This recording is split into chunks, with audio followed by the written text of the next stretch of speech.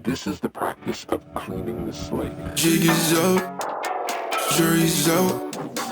I passed away before I figure out who to trust, who to doubt. Welcome back to The False Narrative. I'm BigIrrelevant alongside Kregbot45. Welcome to week 3 and our third episode of The False Narrative. The one that doesn't have a title yet because we're not doing a big thing. We're not doing early season predictions. We're not doing early season overreactions. This is more of just a season update. 2 weeks into the season. It's 50 degrees in my house. There's a snowstorm on the way. Winter is here, but the basketball season is still in its infancy. How are you doing so far this week? Doing pretty good so far this week. Cold front came through Tampa, and I say cold front because it got to like 59, and now it's back up in the high 80s in the middle of November, and it's raining and muggy, and I hate it. But we've got some good basketball this week. I think my favorite game I watched was that Spurs-Lakers game on Wednesday. Did you have any games that popped out to you this week? I didn't watch a whole lot of games this week. I've been a little bit busy with other things. I'm trying to catch up on some other videos and things, so I want to make sure people are happy on my channel, making sure I'm giving them other stuff. So I haven't watched a whole lot of games this week, so I'm going to defer to you for a lot of that and more of what we've done story-wise. I watched a little bit of Chicago versus Milwaukee, the NBA Cup games and stuff, but I haven't watched a whole lot of other ones. I'm going to watch a couple of Milwaukee games, but been a little bit just not focusing too much on the games this week. I think I just need to see more trends, especially with Chicago losing a bunch of games. That was the team I wanted to watch this week, and they just didn't look like they did to start, so it's not been something we can really focus on. I think maybe Detroit is a team that maybe I need to watch a little bit more this upcoming week as they now take first place in the East, but I think for me it's I guess, and Portland. I've been watching Portland too, but I've been watching Portland. I love Portland. Yeah. So right now, Me too. All right. So what we wanted to talk about to start, because there's been a lot of news this week, and the big one that I think we need to discuss is the whole Ja Morant and the Grizzlies situation, because there's a lot of stories coming out of this Ja Morant and Grizzlies situation, and while our input isn't needed, I think we want to kind of separate some of the noise from certain stories, just kind of pick out which ones I think are more valuable to listen to right now, because there's a lot of fluff, there's a lot of mess, I think, in media with this story, with Ja Morant, and what direction this is going to go. And I guess that's kind of our focus a little bit here, is our input doesn't necessarily matter as much, but there are stories that I don't think necessarily have or should be, I guess, big parts of the news cycle, I think, with this, or be gathering as much attention as they are.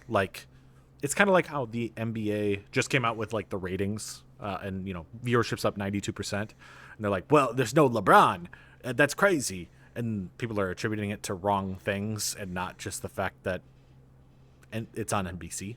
That's a significant influence on it.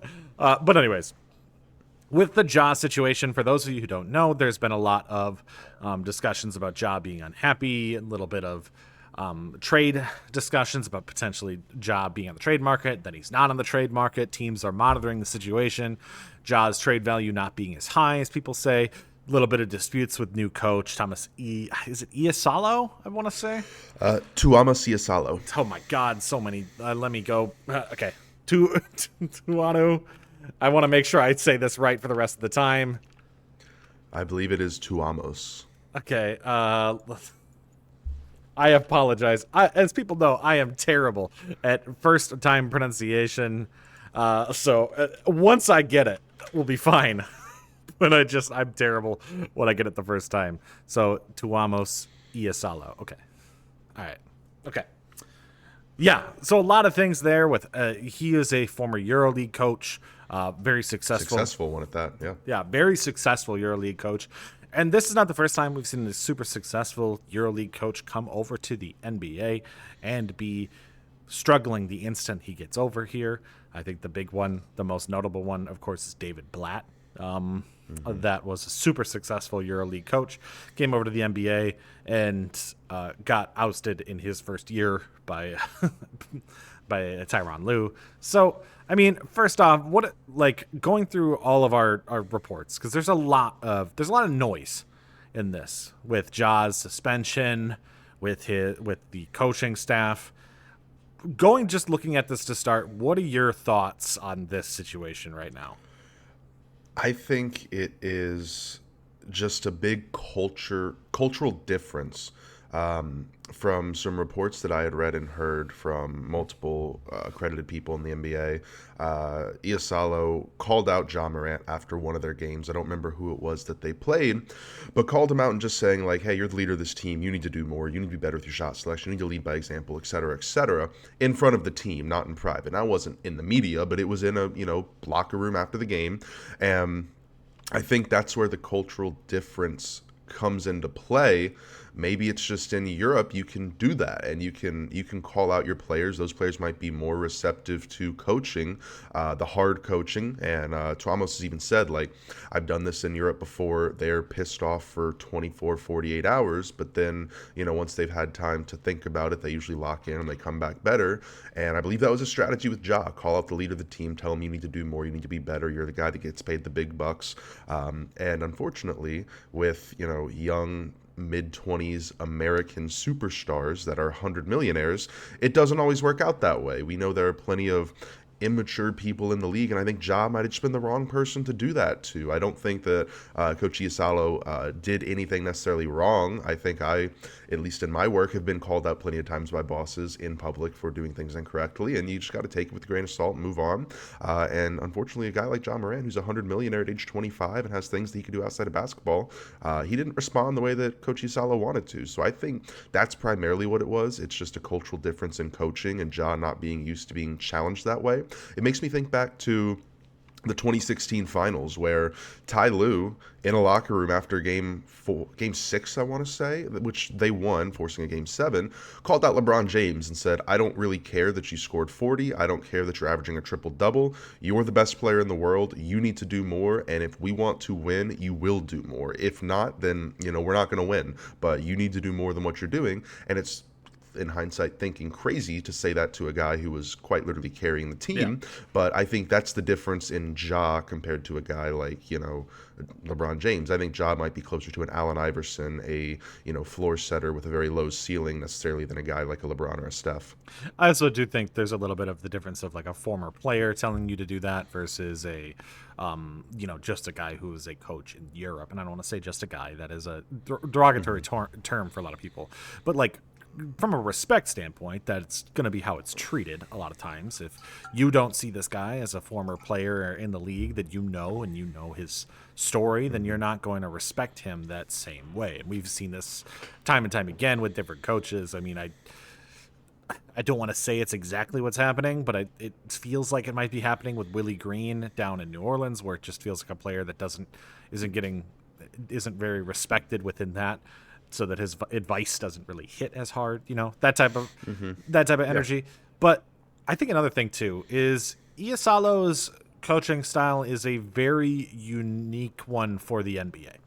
The idea that you were doing these bench style substitutions, which works in Europe when you have a lot of depth and where the game is not played through star players as much, I don't know if that works as well in the NBA. And I think that's been a big piece of it. And we've heard that we've heard stories from within this that there were a lot of players that came to Ja Morant and were part of like why this confrontation had occurred, is that players on the team do like Ja, and he is a leader in that locker room, just maybe not the way that Iasalo wants him to be, but he still is a leader in the locker room, and that has led to conflict in that pace because they feel like they're losing rhythm and momentum. And Iasalo is coaching this very analytically through a analytical lens, and sometimes that doesn't work. And we're seeing it on the floor.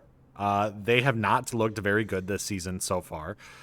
They are currently, I believe they're in the play-in right now, but this is a team with a lot of talent, so that would be kind of expected for a team, and it's early still. But I mean, even when playing against Dallas, this was a team that like Ja started off red hot in that game, and they took him out right while he was in a just like absolutely killing the Mavs.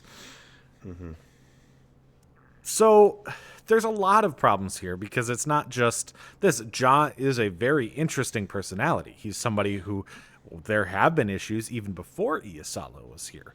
And so, like, this isn't necessarily a direct coach to player thing. There is a Ja has not necessarily been the most reliable player, and he has the stats do back it up. He has gotten worse every single season of his career so far, which means that there is a debate on whether or not he's somebody that you want to invest into long term. As you just said, a floor setter, how much does he raise your ceiling? I don't know. I don't want to get into specific trades. I saw No Dunks just did this, actually. I watched that pretty recently, too. They had a bunch of trades that they put up and proposed as well. I don't know if Ja would get traded, and I don't know if a trade is really viable for Ja in this. But it's definitely something to still consider of, like, do you trade him and not sit on a contract as big as Ja if you don't trust him to actually lead you to a contending possibility?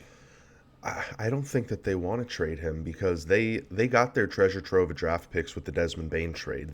By trading Bane, they were basically saying, hey, Jaren and Ja are our two building blocks moving forward. We're going to build around them. Sure, they didn't forecast what's happening here between the coach and the players, but I think it would just be an extremely hard 180 compared to what their plan was going into the season. And something I thought of while you were talking, Coach Iasalo might be. And I'm not a big Eurobasket savant, if you will, but I'm curious. I wonder if Eurobasket is similar to NCAA hoops in America, where when you think of Duke, you think of Coach K. When you think of Kentucky, you think of Coach Calipari. When you think of Michigan State, you think of Tom Izzo. You don't think of the players.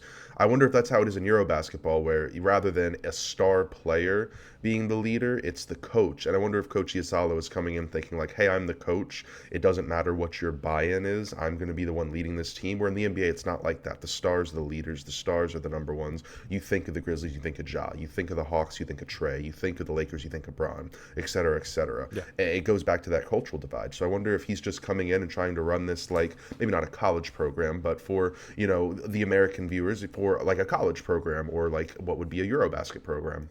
I take it into, I think he's running it, and this is something that it's just been watching a little bit of their rotations, especially because rotations are generally a good way to see if a coach is good at making adjustments on the fly and how they want to make it for each position that they're in this game. And the way he's been running his rotations is very, very much not normal for NBA. Probably closer to these NCAA type things you have, but I don't even think it's that, because NCAA is based on kind of an old like culture. Like, we play the older guys if we need to, we play the reliable players if we need to, we'll wait on freshmen if we can. Whereas Iasalo, I feel like, is playing this kind of like you would see an MLB manager manage their roster, in the sense of, yes, we have an all-star starter in Ja Morant, but we would be more efficient if we pitch 4 really good relievers than pitch our starter for six innings. We're going to put him in for 5 innings and pitch 4 good relievers instead. And if you don't have the relievers, it doesn't work. But it's a very analytical approach, which would obviously create an issue for that starting pitcher who wants to pitch 6-7 innings in that game. So that's kind of where I'm seeing it right now. And there is proof in MLB that is more efficient. It does work. It is a computerized system, and in Europe, it clearly worked for him. But I don't know if that's a technique or a strategy that can work in the NBA. I think especially if you already have a pre-established star. Now, if we put him on a team that doesn't have a pre-established star, is that possible? I think it might be a little bit more. Now, could be.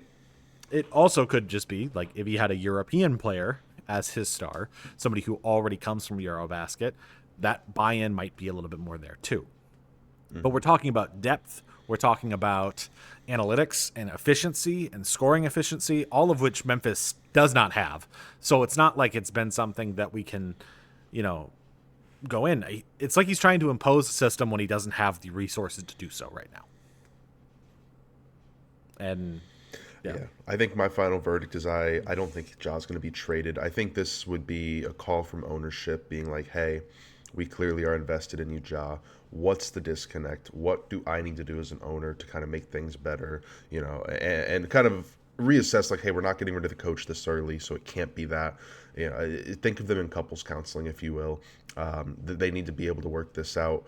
Maybe you do something later in the year, end of the year, but I think we're going to get at least a full season of this coach and superstar duo before any sort of moves are made. And I think the teams that we're hearing, like these trades that we're really hearing from, like the Kings and Minnesota, and like, I don't think those teams really have a lot to give you if you're Memphis, where you're like, this is going to be really valuable for us.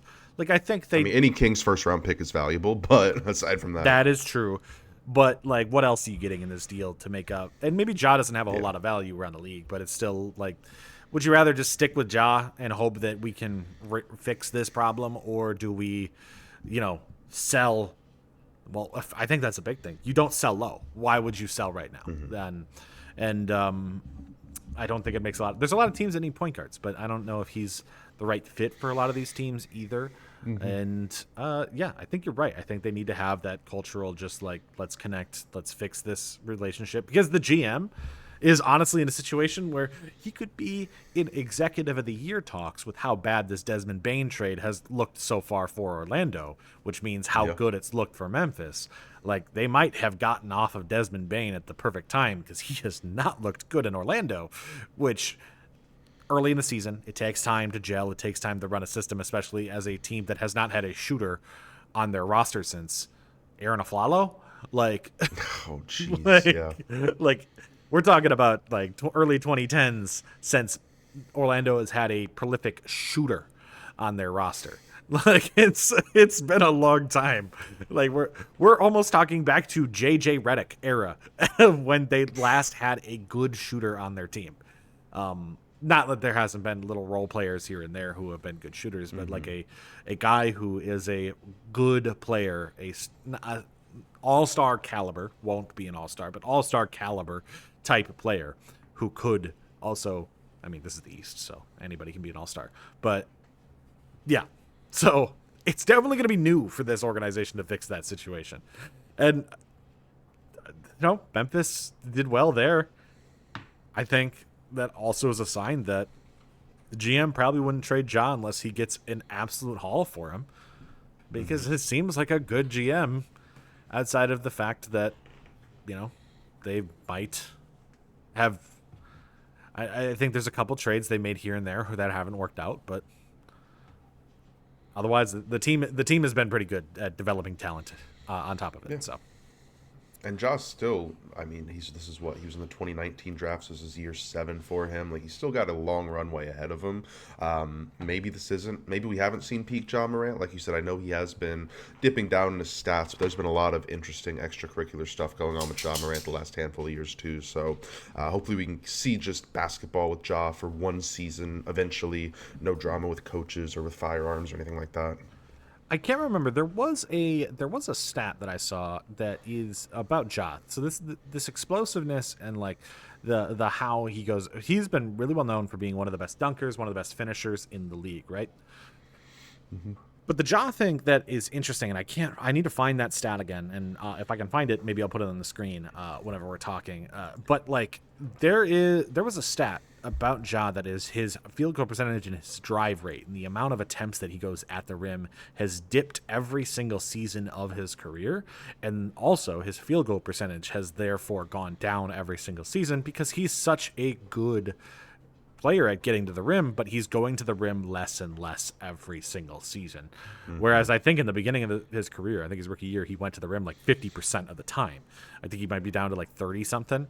like low Well, 30s. and I do think that was a big reason they got rid of Taylor Jenkins, because the offensive sets that they were running didn't allow Ja to get to the rim. Yeah. I will say Tuamo Siasalo runs a lot of freelance pick and rolls, which just, hey, start the set with a pick and roll, and Ja is the lead point guard. You figure out where to move the ball from there. So the coach they brought in is to complement Ja Morant's play style, but if he just doesn't like the coach and doesn't like the direction the team's headed, he's just not going to try. And I think that's what we're seeing these last 5 games from Ja Morant, a guy who's just unmotivated and just out there going through the motions. Yeah, and Memphis is right now, they are 5th in pace in the league at the moment, and that's a huge part of like playing to Ja's strengths is going there, and I think that's why Desmond Bane didn't really fit there. He's a slower player for being a 2 guard.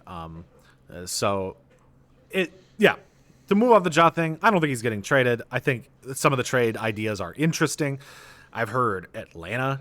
I've heard, would you do a Trae Young swap? I've heard, obviously, Sacramento. We've heard the whole Minnesota situation. But at the end of the day, I don't think there's a single deal on the table that makes Memphis better by getting rid of Ja right now, especially as he is apparently a cultural leader. And that's why we need to stick to this. We can't just go to the biases of like, oh, this is a European coach. There's no vibe, and these are American players, and they have these giant egos, because like, so do the European players, but it's just they've learned the game in a different way. And that's in their ego is going to be representative of a different skill set than what a American player is. And it's just a cultural difference between the two that maybe at some point there can be a connection, but also maybe at some point they're not. It just takes time to mesh that sort of thing. So, speaking of 2019, though, I mean, we could talk about 2019 and the other players in that class, because the New Orleans Pelicans, there was a report, I want to say earlier. Oh, wait, we're not going to talk about Cam Reddish in the Turkey League? No. Oh, sorry. Let me change my notes. Oh my God. Okay. Yeah. Sorry. So in Turkey, Cam Reddish. I know nothing. I know nothing about the Turkey League. I just want to pull up the 2019 draft for a minute, because what I want to kind of talk a little bit about in 2019 at the moment as we transfer from Ja to Zion Williamson is there was a report earlier this week that the trade value in trade market for Zion is so low that they really won't get anything, that nobody's interested in trading for him right now. And we talked about this last week. We talked about the Embiid trade, that like we were like, I don't know if there's any market for Zion right now, and it seems like other GMs are reporting the same thing. And it's crazy, because if you go back and let's look at this 2019 class, we can talk about the Pelicans in depth, but honestly, we already did that last week. The Pelicans are probably the worst team in the league. In the West, I still think Brooklyn's pretty awful. Yeah, Dallas is bad. Indiana's bad.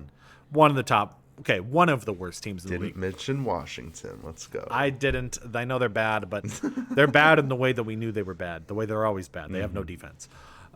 So like with the Zion and 2019 draft, if we were to go back down that 2019 draft order, I saw there was a question that I saw posted on Twitter this past week that said, like, right now, if you're redrafting it, you know, this was a draft where the top 3 were supposedly the big 3.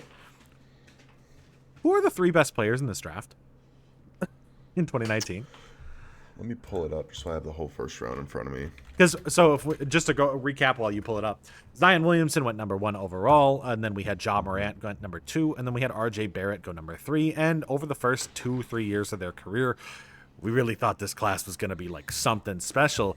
But as we go right now, it has not looked that impressive 7 years into their careers. More than half these guys are out of the league already in this draft, and a lot of the guys that are still in the league are sitting at the back end of benches.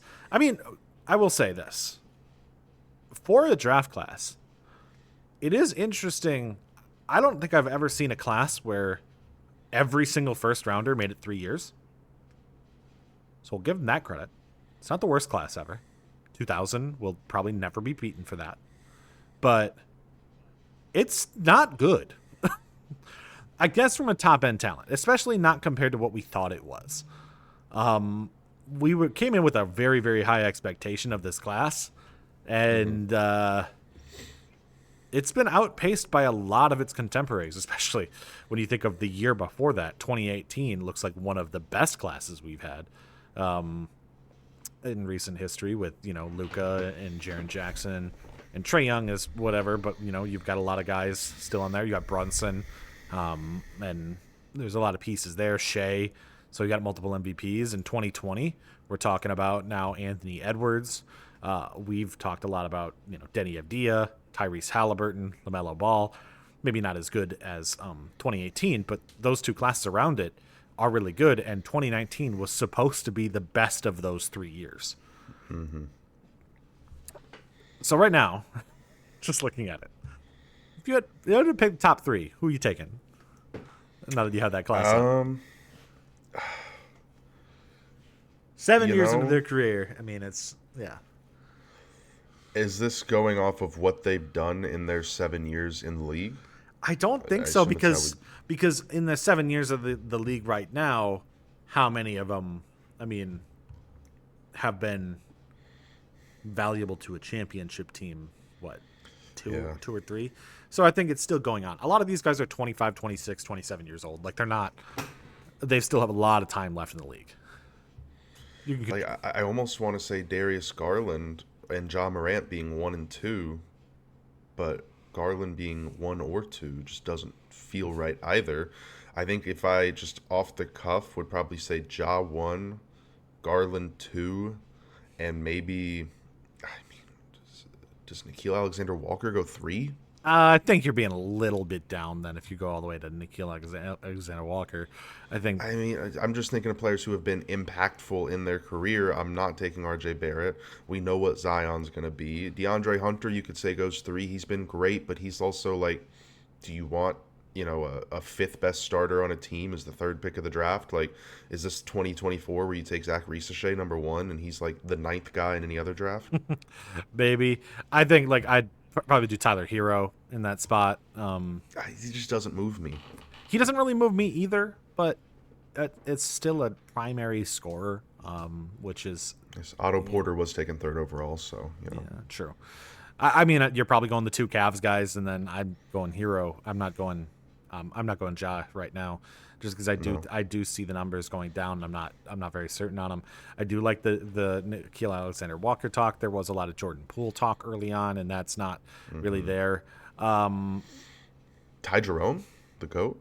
Ty Jerome, who's got one of the highest, if you look at it, one of the highest win shares on this draft. Really? Yeah, he does. It's like, I think he's like 5th or 6th in win shares in this league. Or win shares per 48, because he doesn't play much. So I guess that's actually more accurate. But yeah, it's interesting to think that this is just something to note for scouting. We're going to talk about this probably a lot throughout the years, that there's a lot of times where we are really high on a class or we're really low on a class, and we look at it at the end of the day and it's like, these players look good, but they didn't really contribute to winning. And we just kind of mentioned the whole Euro thing, and I'm gonna show a little bit of my Euro bias. Not a single guy in the lottery was a Euro pick in that draft. Not a single one. In 2018, you had Luka, who was, and in 2020, you've got LaMelo, you've got Killian Hayes. Okay, and then you've got Denny Avdia. So there are misses, by the way. I'm not saying that they're all perfect, but then, you go. So there's, if you go to 2021, you've got Josh Giddey, who was a hit, I think, at this point now from Euro. You go to 2022, Dyson Daniels looks like a hit. It's the European guys have been pretty consistent over the last couple drafts. I mean, 2023, Wembanyama. There's that. But anyways, I guess just a pivot. The New Orleans looks awful, and I'm not sure Zion or Ja. And this part of my conversation is, if I look future-wise, I don't know if these guys have a long future left in the league Yeah. as star players, which sucks. This was supposed to be the next generation with Bron and Steph getting older. Obviously, Bron and Steph have been beating Father Time. Steph's a little bit younger, but that generation's kind of held on longer than we anticipated, and then the Zion and Ja generation didn't really pan out. Well, especially because the mid 2010s year, or the 2013, 2014 class dropped us 3 all-time greats from the middle of nowhere that we didn't think about with Giannis, Embiid, and Jokic. Which I mean, when you think about it and go back there, you're like, okay, well that's been the league for the last 10 years. That's why it hasn't been as marketable either, is because they didn't know how to market those 3 guys as the best players in the league for so long. And obviously Embiid doesn't look like that anymore, but Giannis and Jokic are still I'm still taking them as the top 2 guys in the league. Some people might put Giannis down to 3 under Shea, but like it's been pretty consistent there. And then if you go right beyond that, it's 2018 with Shea and Luka. So yeah, the class that was supposed to be the all-time greats weren't, and that's it's sad to see. So, but what else did you want to talk about today? Because that's a lot of Ja and random Zion talk and a weird hypothetical. Before we get off 2019, Matisse Thybulle went 20th. Where would you put him in this redraft? I love him so much, but he's so bad offensively. You do. He's so bad offensively. Dude, when you watch that dude in college, like, look at his college stats. Matisse Thybulle in college was unbelievable. Like, his stats don't feel real. They feel like if you're playing 2K on easy. But you were, like, setting yourself a challenge. Like, I think Matisse Thybulle, and I'm going to click it because he went to Washington. And I think if we scroll down to his college stats and Basketball Reference, I know that in his final season, he averaged. Oh, this only has the total. He had 126 steals and 82 blocks in 36 games. Oh, yeah. Yes, that is ridiculous. I want to say that's like 4 steals a game and like 3 blocks a game. About. So,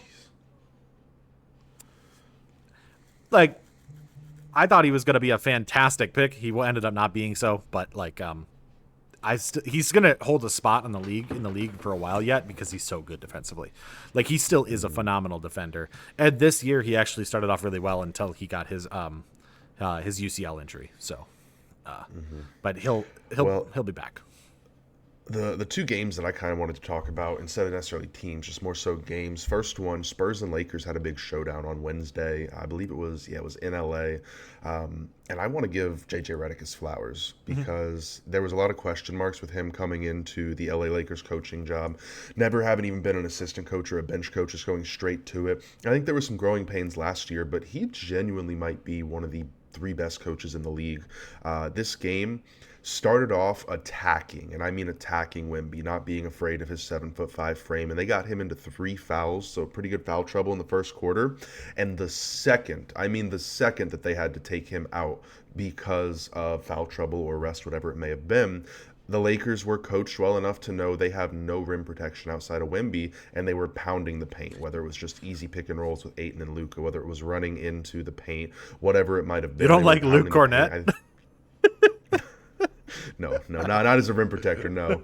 But I think that the game plan that they had to attack the paint and expose the weakness and go at Wemby early, even if it came at the expense of Luka, a guy who had 5 fouls with like 10 minutes left in the fourth quarter, getting a couple offensive fouls in that effort for it, it forced Wemby to not only sit and not play as much, he actually fouled out with about 7 minutes left in the game, which was huge down the stretch and what ended up being a 2-point Lakers victory. But also it allowed for the refs to kind of be forced to call the game a certain way. There were 2 challenges that JJ Redick had in the second half, and he won both of them resulting in a Lakers possession that would have been a Spurs possession that ended up being obviously huge in a 2-point game as well. I think at the end as well, the small coaching adjustments of getting Jackson Hayes in at a time where they needed rebounding with 10 seconds left or so was just small things like that. To me, it was game of the year. It was better than that Rockets and Thunder game opening night. Did you by chance see the end of the game, Big? I did not. I did not see the end of this game. So there's 2.5 seconds left. The Lakers have a 2-point lead. The Spurs just made a bucket to make it 2 points. Marcus Smart's inbounding the ball. Rui leaks out past half court, and nobody sees him. All Marcus Smart has to do is inbound the ball over everyone's head to Rui Hachimura and dribble it out for 2.5 seconds. And he does, but his foot was on the inbound line, and they called the lane violation on him. So then it is now Spurs basketball with 2.5 seconds left underneath the basket. And I forget who the inbounder was, but whoever the inbounder was inbounded it to Julian Champagny, and he got pushed in the back, and they got 2 free throws. So now it's a 2-point game. Spurs are at the line, and what should have been just, lob it up to Rui, it's dribble out. They're at the line, 2-point game. This is where Champagny misses the first free throw, so now he has to intentionally miss the second one, which is where they bring Jackson Hayes back in for the rebounding. So he intentionally misses the second one, and they get a tip-off, and it's like bouncing around the rim like Kawhi in 2019, and then just falls out. It was just one of the wildest endings, and this whole time, the final 10 minutes, Luka's playing with 5 fouls. Wemby fouled out with 7 minutes to go. Stephon Castle entered the fourth quarter with 15 points, finished the game with just 16 points. He missed every shot in the fourth and only made one of his 2 free throw attempts. It was a wild game, and I think it was just JJ Redick being the better coach there. Luka obviously had his 30 and his 9. I think he had 30, 12, and 9 or something. It was really close to a triple-double, but was 1 rebound away. Ayton looked fantastic. I think Ayton had about 24 and 10 as well. He's been a shocker. I've never been a huge DeAndre Ayton fan just because ever since draft night when he said his biggest goal is getting a second contract, I was like, oh, so you're not a serious basketball player. He's looked fantastic this year. I think playing alongside Luka is a perfect fit for him. And the snow time Lakers, as they call them, between Luka, Austin Reeves, and Jake LaRavia. By the way, Austin Reeves and Jake LaRavia weren't even playing that game. Like, that's how great Luka was that game with Ayton. That's a crazy nickname. I'm making it stick. I think it's hilarious. But that was the one game I wanted to talk about. Do you have anything to add with whether it's the Lakers or the Spurs before we move off that? Don't you mean the Yowie Lakers? Dude, the team chemistry of the Lakers is awesome. Is amazing. That's the one thing with JJ that I think has been phenomenal is like the culture that they have built there feels... I don't remember. I feel like there's been somebody who's talked about it a little bit, but it feels like they're actually being held accountable for mistakes, which is way different than you normally see, I think, from coaches, especially with superstars. That it feels like everyone is actually big on each other and like they respect each other as players. Where right now you look at this team and you're like, okay, Rui Hachimura, DeAndre Ayton, Jake LaRavia was a guy who we thought was actually pretty good in Memphis when he was drafted. Reeves has been at Luka, and they don't even know LeBron yet. Like, I hate this team. I hate that they're allowed to do that. Why? One of my favorites I heard in an interview where Luka was being interviewed, and he mentioned that he went over to the bench and Austin Reeves says, hey, you have 30 whatever points, and Luka goes, yeah, I know, and then Austin Reeves goes, yeah, you'd have 40 points if you made your free throws, and he just said that on the bench in the middle of the game. I do actually really like how this team has been vibing together, and I think on the San Antonio side, there has been a little bit of a shift of defenses now realizing that, hey, you can't let Wemby beat you. You have to double him, and that's when the guy enters the next stratosphere. Embiid struggled when they started doubling him. As soon as he figured out how to beat it, he won an MVP. Giannis struggled when they started doubling him. As soon as he figured out how to beat it, he won an MVP. Like, these guys who are getting doubled, that is when you are an MVP caliber player. And so it's going to take him some growing pains. This is why I think that we talked a little bit earlier on the season, and I think there's a whole push for Wemby MVP. I'm going to say I don't think it's going to happen this year, not because of the health thing that I originally thought, but because I do think that it's going to take him a little bit of time to adjust to how he's going to be played for the rest of the season. And this team is going to be great. Once we get to the playoffs, they're going to be great, but they're a very, very young team. Like, I believe that the top 4 teams in the Western Conference at this date are the top 4 teams in the Western Conference. Will that contribute to them being the final 4 teams remaining at the end of the season? I don't know. I still think there's a chance that obviously injuries happen. There are some teams that have been a little underperforming that we know that could be there. But these do look like the best 4 teams.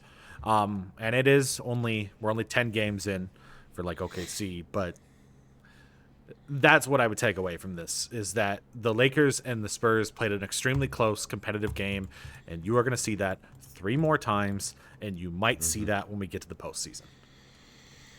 I agree. The other game that I watched and wanted to talk about for, I guess, 2 separate reasons. I watched Pistons and Nets from the Friday Night NBA Cup. Pistons 7-2, leading the Eastern Conference. Cade Cunningham may be the best point guard in the East right now, even ahead of Brunson, especially with Trey being out, averaging 26, 10, and 5 on 46% shooting, and 2 stocks as well. He's averaging a steal and a block a game.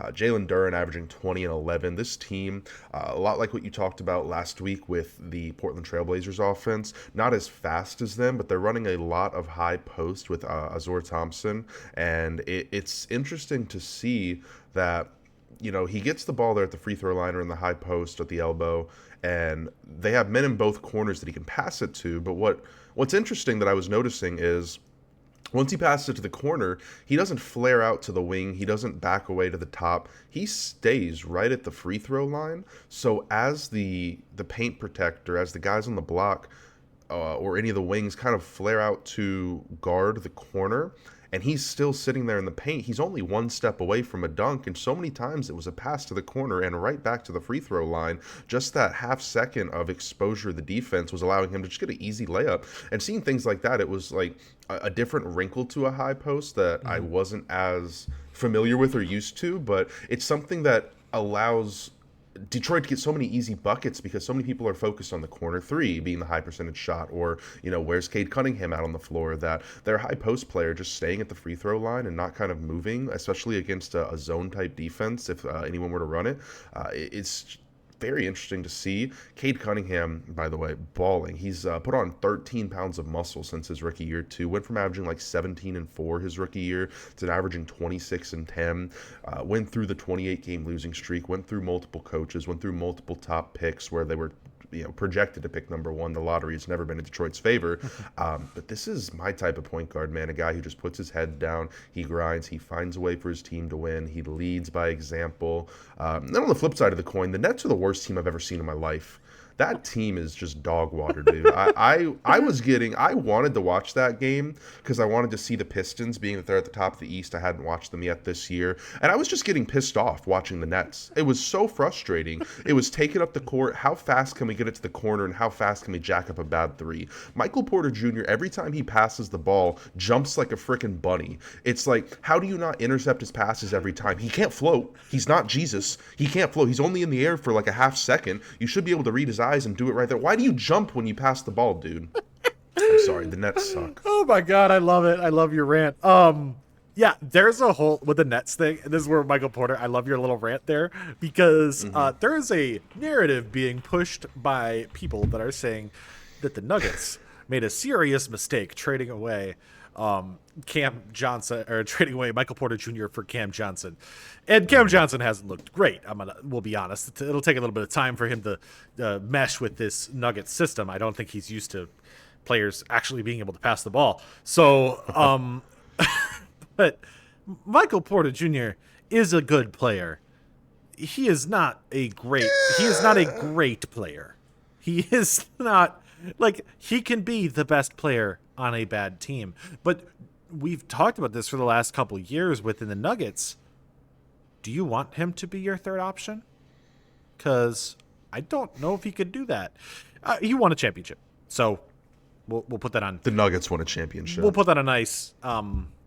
Yeah, he does have a ring, though. So great asset management by the Nuggets GM. Should have probably kept Donovan Mitchell. But, like, But like, really, the Nets. Cam Thomas is one of the worst players I've ever seen. For a guy, worst players that can score 20 points per game. Give that caveat.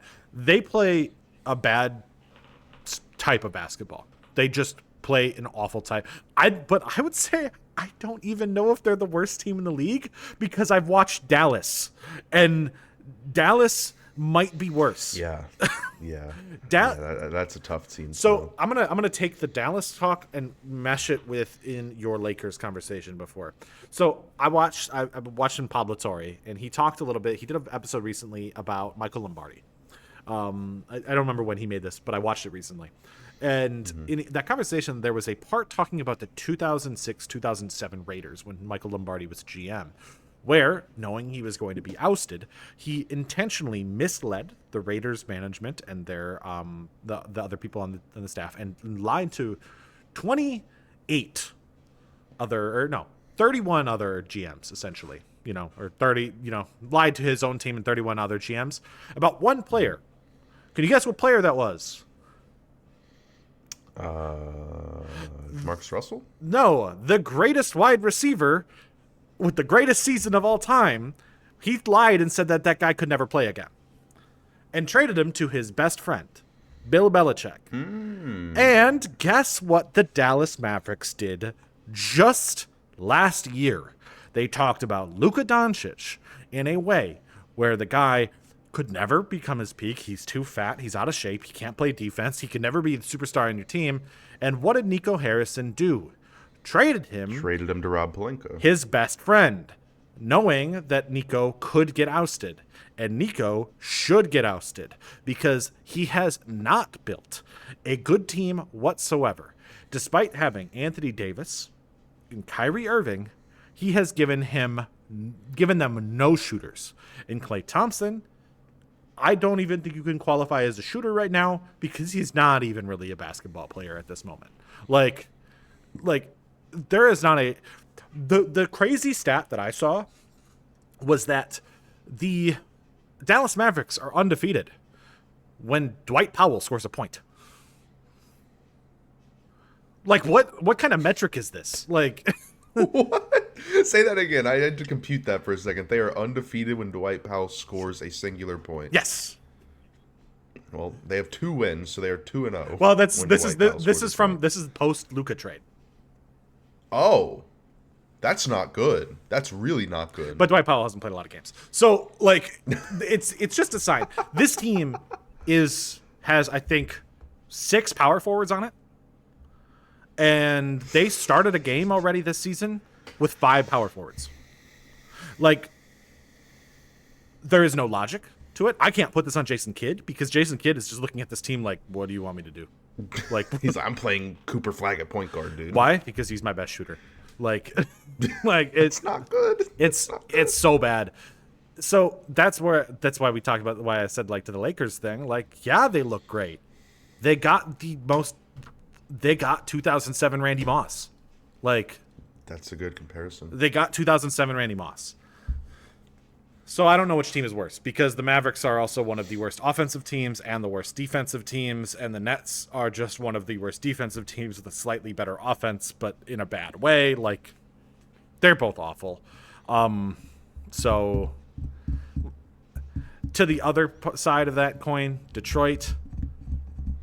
I guess if we want to dive this into an actual deeper conversation about Detroit, I think we need to watch a little bit more games on Detroit. Yeah, maybe that's a next weekend combo. Because Detroit they haven't played many teams right now. We're talking about them playing the Nets. I think they played. They've had a pretty easy schedule to start off the season. They're playing Washington on Monday, so I'll be watching that game. But the thing with Detroit, and this is what we were talking about last week a little bit with the whole Portland Trailblazers situation. Which, by the way, Portland is still playing amazing. So yes, right now they're only in the play-in. They don't look, they don't have a great offense. We can admit that. They have a fantastic defense, and they're playing a very unique strategy, but they don't have a great defense. Or they don't have a great offense, so that's fine. They don't have a lot of scorers, a lot of shooters. They're one of the least effective scoring teams. But Detroit is trying a different strategy as well, and it is so reminiscent. This is going to be the bias of just like, the visual bias you have because we're seeing the jerseys and we know it's Detroit. In the late 80s, there was a team that figured out how to beat everybody else in a era when one style dominated for a long time. And it was when Detroit decided, oh, you know what we're going to do? We're going to have an extremely deep team of guys that are just going to beat you up. And the Pistons have guys that are going to beat you up. Like, every single player looks like they can just beat you up. And they've got a lot of guys on the team that can do that. Now, can they score? Yet to be seen. I mean, they're averaging, I think, 17th best in the league right now, which is not where you want to be. But when you have the 4th best defense, it works out. It feels like they're the Lauri Markkanen trade away. They're from being a Jaden Ivey and a pick or a couple picks for Lauri Markkanen. And I don't know, because Lauri doesn't really fit the rest of the culture stuff. But that's the scoring they need. Because Tobias Harris can't be the guy there. So no, I mean, they're even starting Beef Stew at the 4 and Jalen Duren at the 5. That's why they're just missing that power forward. That's why I love it, though. I love that idea. They're going double big, which a couple teams have done the last couple of years, have gone double big. I mean, we talked about Cleveland's done it, especially. So Minnesota did it for their run. And even, I mean, you can even kind of say that Denver has with, Aaron Gordon kind of being it's not like a super big guy, but like he's wide. He's very muscular. He's like a big power forward. So double big could work. And especially when you've got a very distributing point guard like Cade Cunningham. They do play a very slow pace, though, because of that. And that's where the only question right now is it feels like the opposite direction is that it's two different directions. To play a slow, super physical game, or to play like Portland and Miami, a super fast physical game. And that's where I'd be wondering if those teams are... the league is at a crossroads. Nobody has found a way to just dominate right now. So somebody's going to figure it out. And the question is, which team is it going to be? Because... I don't think it's OKC. I think OKC has the talent, but they don't have a scheme that is going to change the league. Every single era that we've had this dominant, or a team that dominates, it's not because of an individual player. An era domination is because of a scheme that works along with a great player. Like the pace and space of the Spurs in the 2010s and Miami and all them had that. And then we had the last one is the Warriors with their whole Steph gravity. But then you go back to the 2000s. I mean, there was it was an extremely defensive oriented, Spurs who dominated at that time. And then before that, you think of the triangle offense with the Bulls and the Lakers, Showtime with their pace, kind of introducing the pace. Yeah. And so the question is, right now we've been in a position where not a single team has dominated. We've seen the game turn into the playoffs is this isolation, pick on the worst player. And that's all it is. And so far, it's been that every single season, which means you just need one isolation guy that can pick on the worst player every season. And you need to have 4 good defenders around him. And I think there's a question of whether or not that's going to stay, or if we're going to see an actual scheme change for somebody to come in to dominate. And there are a couple teams that are experimenting in ways that I think that it could be possible. Because I don't think we're going to see a huge culture shift with OKC or with Denver. We haven't seen it with Denver, which is what is amazing, because I feel like Denver had all the ingredients there. They could still win another one, obviously. Milwaukee, same way, where they have an all-time great, but they haven't capitalized on it with a scheme to match. So, but pace has contributed a lot. I'd say Miami is a team that I really want to take a look at, because they just broke the record for most points in a quarter. This past week, they scored 53 in a quarter. It is so crazy to see an Eric Spoelstra team be offensive oriented. Like, it is, they're playing so fast, and Bam has looked phenomenal, and Jovic just had a career high actually, like, I think last night. I think he had 29. So, like, they've got a lot of guys, and it'd be interesting if they're just going to say, hey, we're just going full speed, but we're not the Washington Wizards. We're actually going to play defense. So Hey now. hey, the Wizards have had one of the fastest paces since 2010 because they had John Wall for so long. But the thing that I remember every single time being a Milwaukee fan is we'd wait for Washington to come because that was when Giannis was going to break his previous points in a game record, and he did it 4 times in a row because when you come to Washington and be like, all right, so this team, we score 110 per game, but when we play Washington, we're going to drop 140. And by the way, right now, defensive rating right now in the league, who's in last place? Washington. So It's okay. I'm not Queue up. I'm not hating on Queue it. up on one tonight by Gunna. I'm not I'm not hating on it. I'm just saying defensively they're still pretty weak, and that makes sense because they have a bunch of offensive oriented young players right now. So they traded away their defensive guy. The GOAT. Rip. The Swiss Army knife. The guaranteed most improved player of the league. Denny Avdia. I miss him. This is a Denny Avdia glaze session for us, and we did it last week where we just talked about him. He's winning most improved. If he keeps playing like this, he might be All-NBA. It'd be like a sneak in as a third team, yeah. Especially when some of our forwards that we've had in the past are missing for injury. Like Brown's not going to play enough games this year to be on it. Yeah, and he looks so good. The thing is that he doesn't do any he has no weaknesses in his game, and that's what's interesting. And is that a trend? Are we going to start looking for less specialists? How do we go away from analytics?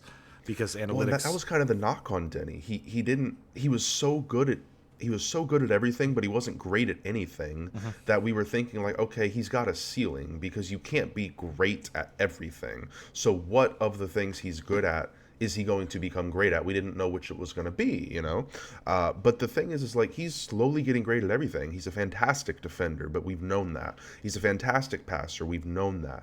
He's gotten so much better as a shooter, maybe not a shooter specifically, but as a efficient scorer. Yeah. Yeah, he's gotten so much better as a scorer that with his efficiency levels going up. Like I said, he was so good at everything. We didn't know what he was going to become great at, and that was the knock on him, that it's like we can't wait around to develop and see what he's going to become. And if he is just going to be a guy that's good at everything, then he's a good bench player. That's all he'll ever be. But the thing is, he's actually becoming great at everything. He is a plus defender. He is a plus playmaker. He's a plus playmaker. He's becoming an efficient scorer as well. He's some guy who can be the number one on a team. And it's shocked. I mean, just last night, I think it was either last night or Friday night, he had like 33, 11, and 9, and he was a plus 31 in a 5-point loss.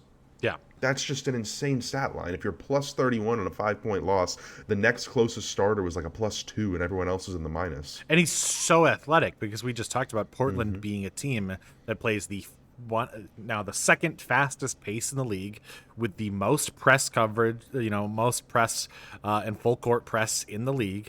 They play one of the most stamina intensive games that you can possibly play.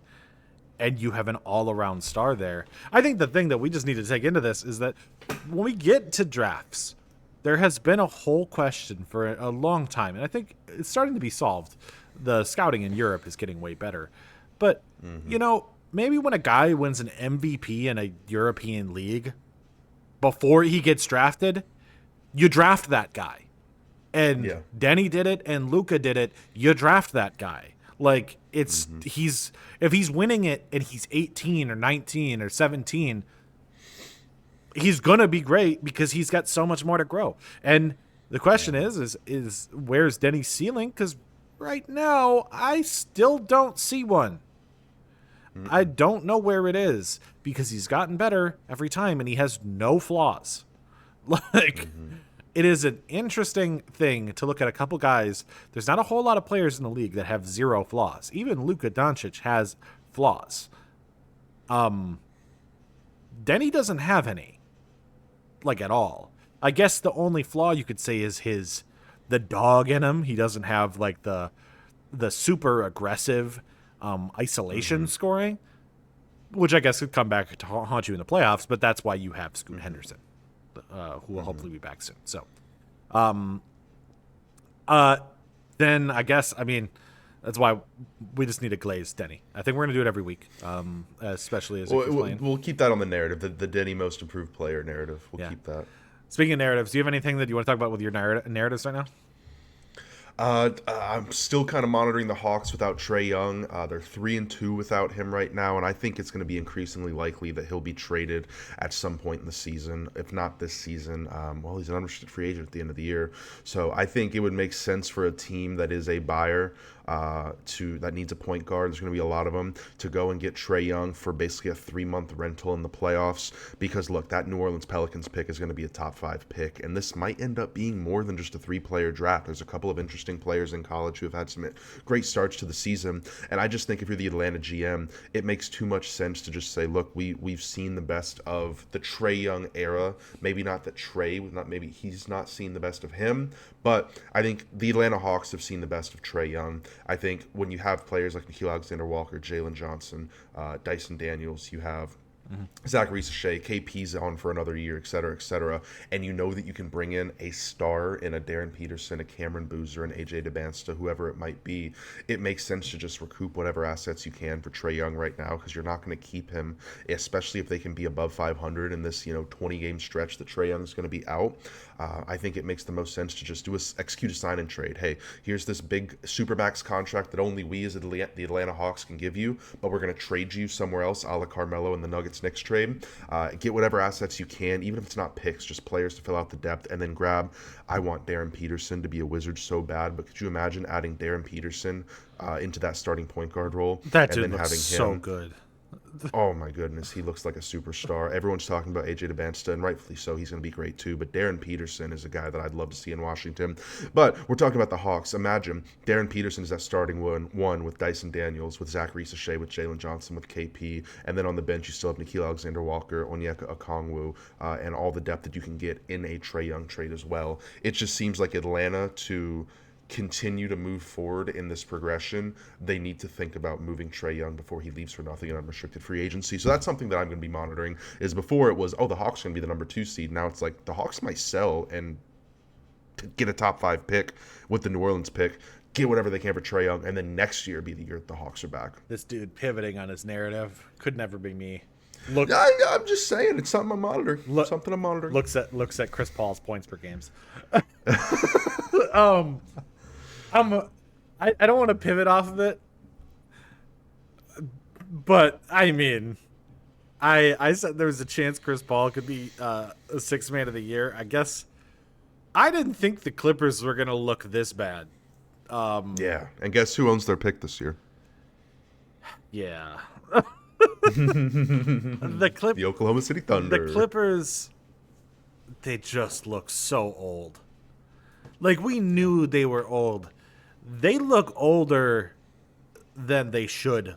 Like, they have Bradley Beal just being, dude can't even make a layup. Like, it's so Zubac doesn't look like a star anymore. It's James Harden. That's the only guy who's still like competent on that team. They're last in pace, which we kind of expected, but they're also not a good defensive team either. So normally you sacrifice pace for defensive ability. Yeah, they haven't. They're a bad defensive team, and they're slow, and Kawhi's out. So Chris Paul's averaging 2 points per game. That's not going to happen unless something significant changes. There is a thing. I'm going to put a correlation this year. I think I'm gonna watch a little bit of this whole. I've talked about pace a lot this year, and I have it pulled up on my screen. That's actually why I keep talking about it, because I keep looking back over at it. And besides the teams that play fast and don't play defense, which is always going to be something that some teams do, a lot of the worst teams in the league right now are playing super slow. The Clippers, Boston, New Orleans are the bottom 3 in pace right now.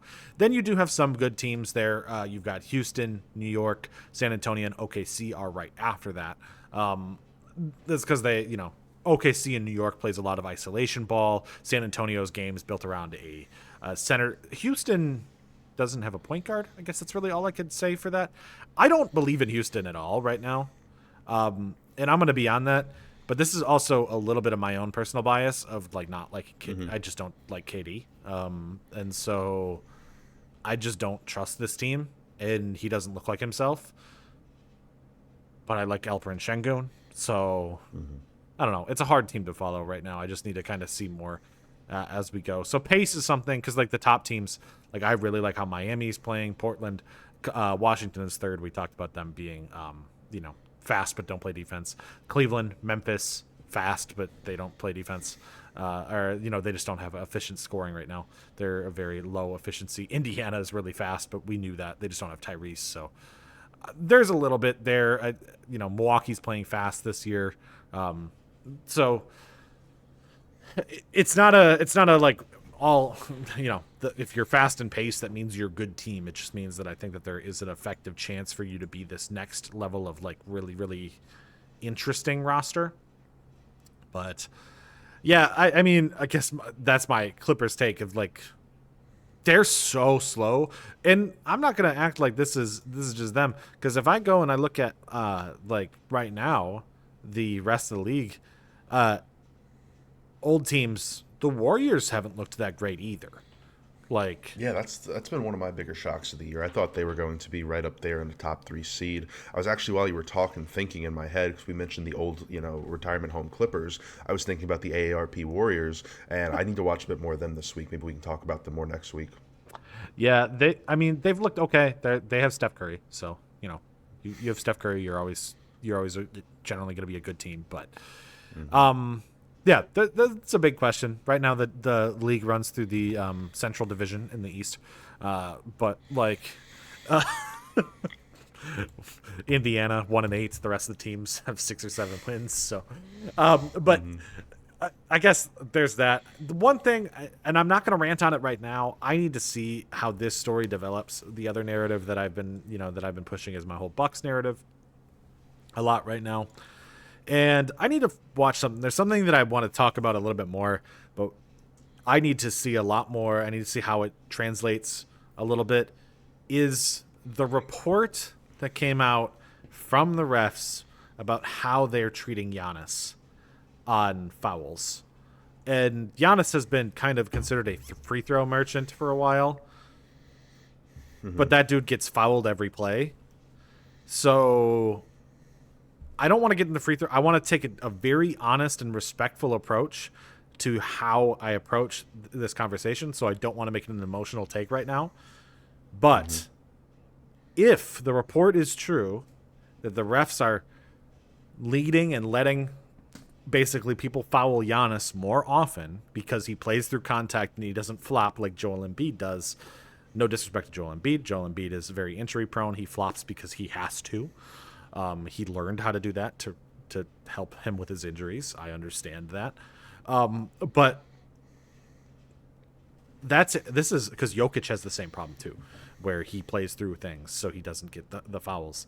If that is true, and I need to see this continue, then we need to have a different conversation about these two types of players, the Giannis and Jokic versus the Shea and like, I don't want to say Anthony Edwards because he doesn't really get to the line, but Shea specifically as the top guys in the league versus the ones who flop and get the calls and the ones who don't. Because if that is true, that is significantly hurting their chances to get MVP. Is leaving points on the board, just like the NBA left Trey Johnson's free throw off the board.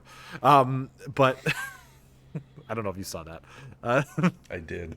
My favorite was the Cavs posting the graphic where they crossed out the 4 and added a 5. But if we're leaving things on the board, then we need to be honest as respecting what is actually happening in the league to look at this and say Giannis is playing a different game than what some of these other stars are playing outside of Nikola Jokic. I think those two are playing a different game, and I obviously hold these two to an extremely high standard. But the preliminary MVP came out, and Giannis wasn't leading it, and I laughed because I was like, that's such a joke that he's not in first place right now on that. I think he's in 4th in FanDuel. I checked it this morning. I think it was SGA, Luka, and Wemby were the top 3. Luka's averaging 40. I will give him that. Luka is averaging 40. But Giannis and Jokic are the best 2 players in the league. Why are they not? I'm right there with Why you. are they not one I'm right and there and with two? you. So, Wemby has a little bit of hype that is helping this whole how he started off the season. I said I don't think it's going to happen because I think the doubles are going to hurt him a lot for the rest of the season. I think he's going to struggle through that, and then he can win it next year. As soon as he starts to get through it and they're a winning team. The Lakers, if they play at this culture level, I think it's true, but Luka's not going to average 40. That number is going to come down, just as Reeves' number is going to come down. All those guys' numbers are going to come down, and we'll see where they actually sit, rest on it. But, yeah, I mean, do you have anything about that? Because, I'm still on the board of I think Giannis is the MVP right now. And I know I have my bias in this, so I want to give it to somebody who doesn't have that bias. What your opinion on the matter is in the foul thing, before we go into a more elaborate detail next week. As far as the foul thing, I just think, unfortunately, that's sometimes how superstars get officiated, especially the bigger ones that play with contact like that. It's not fair, but it's just something that we have seen in the history of the league. I think when it comes to the MVP discussion, yes, I agree, Giannis should be the MVP, at least to this point, 9 games into the season. But I do want to see just more of the Milwaukee Bucks and make sure that this isn't just an early season explosion. Doc Rivers is still their coach. They still don't have the craziest depth in the world as well. Is Ryan Rollins going to be able to keep this up? How's Miles Turner going to fit in game 40 instead of game 4? So I guess I'm more of just an optimistic skeptic of the Milwaukee Bucks, because I do want to see what I've seen the last 9 games for a full 82 games. The league is better when Giannis is competing. He's one of my favorite players to watch, but I'm still just a bit hesitant to go out on the limb and say, yeah, this team is competing in the East. I think you're forgetting that we have the assistant coach of the year on the bench right now, Rajon Rondo. So that's why Ryan Rollins is playing better. So I don't know if you knew that we have Rajon Rondo as a bench coach. I did. But yeah, so that's why. It's Rajon Rondo, and that means in the playoffs we're going to win every game because we have playoff Rondo on our bench. So Ryan Rollins triple-double in the playoffs. Dude, if Ryan Rollins is the second coming of Rajon Rondo, I am so happy. Former Wizard that was cut because he stole deodorant from Target. What is up there? Do you have any other things you want to talk about before we end today? No, that's all I really wanted to get into today. I'm going to be looking forward to this week, though, watching some more Warriors, watching some more Pistons, and probably will... Who's another team just looking down the list I haven't checked out too much this year? I purposely have been avoiding Phoenix. Maybe I'll force myself to watch a Phoenix game. Jalen Green did just go out, though, so he's out 4 to 6 weeks. I know that you missed that this morning. That report just came out, so maybe that team is not worth watching right now until he goes back. Maybe I just double down on the Heat. I know you've been talking about the Heat. They're 6-4. I'll watch a Heat game too. Maybe hopefully we get a Heat Pistons matchup this week. Yeah, I'll probably take a look at. I mean, last week I said I was going to do Chicago. I watched a little bit of it. I wasn't super impressed by them, so I looked at them and I was like, I don't really think they're a big. I don't really need to worry about watching a lot of them this. I mean, Toronto made a run there. I didn't know if they were going to be something that maybe I need to watch a little bit more. Toronto. But I think I'm probably going to look at Detroit a little bit. I want to see their schemes and how they're playing and how physical they're playing. And maybe a little bit more Miami. And then in the Western Conference, I kind of got the idea within those teams. Maybe I should watch a little bit more Denver. I want to see how Cam Johnson is being incorporated a little bit into that offense. And then maybe I should watch probably a little bit of – I'm trying to think of a team that I feel like, is on the fringes. Because Minnesota, by the way, last week I talked about Rudy Gobert's on-off and how it was 133. Do you know what it's up to now? The defensive rating with Rudy off the court is down to 139. So they are getting they are getting unbelievably worse without Rudy Gobert on the court. I don't feel like I need. I think that has shown us exactly what this team is. They don't have point guard play and they have no defense. So yeah, it's tough. Not sustainable. Maybe Golden State. Maybe I'll watch some Golden State. Actually, I don't know. I got to watch the Bucks stuff because I got to watch these fouls. So probably Denver and Detroit, I think, are my big two I'm going to watch this week. And then, obviously, I talked about the whole thing. I talked about Toronto. Do you know that the current leading scorer from the 2019 class that we ripped on is RJ Barrett? That's not good. He is the current That's not good. leading scorer of all players from the 2019 draft. Now, partially is That's due really to not good. Zion injuries and Ja suspensions, but yeah, it is currently RJ Barrett at 19 points per game, but he has played the most games of all of these players. So it is in order: RJ Barrett, Darius Garland, Ja Morant, and then Tyler Hero. And then Kobe White is the 5th highest amount of points in this class. So. Actually, wait, no. Jordan Poole has 7,000 points, so never mind. I forgot about Jordan Poole because he's very forgettable. So, Oh, Tank Commander. yeah. Jordan Poole, not reliable, not somebody you should really care about on your team. Just like Bradley Beal should be cut by the end of the week. So, I hope so. okay. So, I think that's where we're going to end it this week. Hopefully, we'll see something interesting this upcoming week. We'll see some trends that are going to be following. I need my Giannis to continue, and I need him to get called on fouls, please. Get his free throws. He shot, by the way, in the last 5 games. He shot 11 free throws against Chicago, 6 against Toronto, 9 against Indiana, 14 against Sacramento, and 7 against New York. This is a guy who scores at the rim through physical contact every play of the game. That should be 15 to 17 free throws per game. Yeah. So I'll talk about it more next week. I think I'll probably go into maybe some film detail if it continues. But yeah. Anyways, that is in it for this chapter of The False Narrative. We will see you again next chapter. Jig is up.